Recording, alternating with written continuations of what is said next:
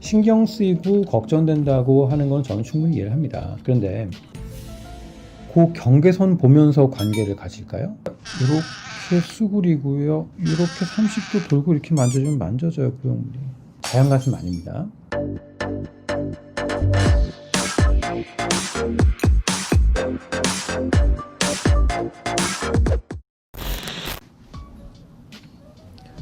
안녕하세요. 환자를 최우선적으로 생각하는 성형외과 전문의 김한조라고 합니다. 오늘은 가슴 수술 시 리플링에 대한 얘기를 하려고 합니다. 리플링이라는 게 뭐냐? 보형물이 들어가게 되면 주름이 잡히게 되죠. 이걸 리플링이라고 합니다. 물결처럼 흐른다. 리플링. 리플링의 종류는 두 가지가 있어요. 보여지는 리플링, 만져지는 리플링. 보여지는 리플링은 만져지는 거랑 동시에 진행이 되는 거고, 만지는 것은 보여지지는 않습니다. 어쨌든 둘 다 사실 썩 좋은 유쾌한 그 결과는 아니죠. 어떤 상황에서도 리플링을 가장 줄일 수 있는 기본 조건은 내가 가지고 있는 가슴 볼륨이 어느 정도 있어야 됩니다. 최소한도 풀 A컵, B컵 정도로 하는 볼륨이 있으면 아무리 안에서 주름 잡히고 뭔들 덮어주는 조직이 많기 때문에 보여지지도 않고 만져지지도 않죠. 가슴 만질 때 잠깐만 이렇게 틀고 이렇게 펴서 만지지는 않죠. 그럴 일은 별로 없습니다. 어떤 경우에 리플링이 생기느냐? 기본적으로 우리가 요즘 사용하는 스무드는 매끄러운 보형물이죠. 매끄러운 보형물은 몸에 들어가면 주변에 피박이 생겨서 덮어줍니다. 그러니까 덮어주는 조직이 있으면 사실 이 안에 리플링은 많이 보이진 않죠. 그런데 텍스처드 보형물은 거칠거칠하기 때문에 조직이랑 붙어요. 붙어있는 상황에서 보형물이 이게 내려앉게 되면 조직을 끌게 되면서 거기서 리플링이 생기는 것이죠. 기본적으로 스무드와 텍스처드 두 가지를 비교했을 때는 텍스처드가 리플링이 더 많다라고 얘기할 수가 있겠습니다. 두 번째 리플링이 생기는 경우, 이게 85 정도의 충전율이 들어가는 겁니다. 요즘 보형물은 100%죠. 사실 85의 장점은 세웠을 때 좀 더 물방울 같은 모양이 생기지만 위에는 좀 꺼질 수 있다. 이거는 세웠을 때 물방울 같은 모양은 덜하지만 리플링은 덜하다. 그래서 기본적인 충전율 자체도 굉장히 중요하다. 근데 요즘은 85짜리 충전율은 그 리플링이 많이 일어나기 때문에 잘 사용을 하지 않습니다. 거의 100%짜리를 사용을 하고 있죠. 그럼 또다시 리플링이 생길 수 있는 원인, 우리가 이제 소위 말해서 새가슴이라고 하죠. 가운데 뼈가 굉장히 돌출된 경우, 가슴이 납작했을 때는 이렇게 들어가게 되는데 흉곽이 둥그면 좀 더 옆으로 빠지게 되겠죠. 그러면 보형물이 밀리면서 그 경계선이 좀 더 보이게 되는 겁니다. 그래서 또 리플링이 생기게 되는 거죠.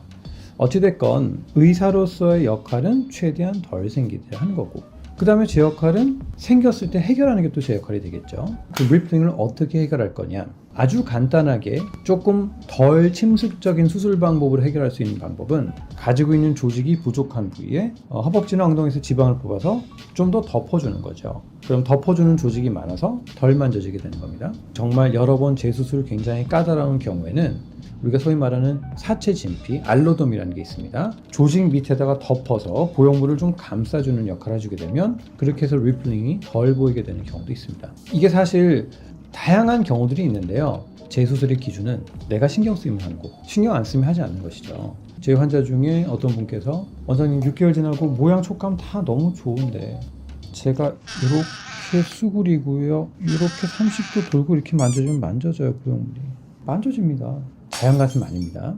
그렇게 뒤틀리고 자세를 잡은 상태에서 만질 리는 없겠죠. 그렇지만 본인이 그게 너무 신경 쓰인다면 해결하는 방법을 찾는 거고, 그런 특정한 자세에서 만져지는 건 있지만 내가 일상생활 하는데 신경 쓰지 않는다면 굳이 할 필요는 없습니다.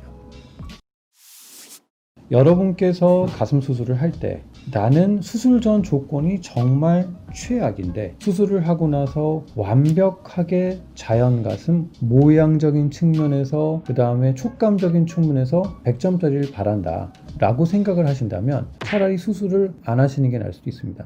자연 가슴이 아니라 수술한 가슴을 만드는 거지, 그 범위 내에서 제가 최선을 다하는 것이죠. 실제로 이런 경우가 있습니다. 제가 최근 봤던 경우 중에 최악인 경우였어요. 진짜 키가 한 165, 체중이 한 30대 키로였어요. 30대 후반. 살이라고 할 것도 없죠. 그래서 이런저런 경우들을 설명을 드리면서 이렇게 리플링이 생길 수도 있고, 지방도 뽑을 게 별로 없고, 최악의 경우는 그게 이렇게 주름지는 게 보일 수 있습니다. 원장님 그래요? 그러면 저 상담 안 하고 그냥 갈게요. 네, 그게 나을 수도 있을 것 같아요. 그리고 가셨습니다. 그분이 일주일 뒤에 다시 왔어요. 생각해 보니까요, 그래도 하는 게 나을 것 같아요. 왜 그렇게 판단했냐? 자, 리플링이라는 거 분명히 신경 쓰이고 걱정된다고 하는 건 저는 충분히 이해를 합니다. 그런데 대부분의 환자분들이 수술하려는 이유는, 여러분 벗었을 때 하루에 이 가슴 몇 번이나 볼까요? 항상 신경 쓰면서 볼까요? 그래봤자 씻을 때 2번입니다.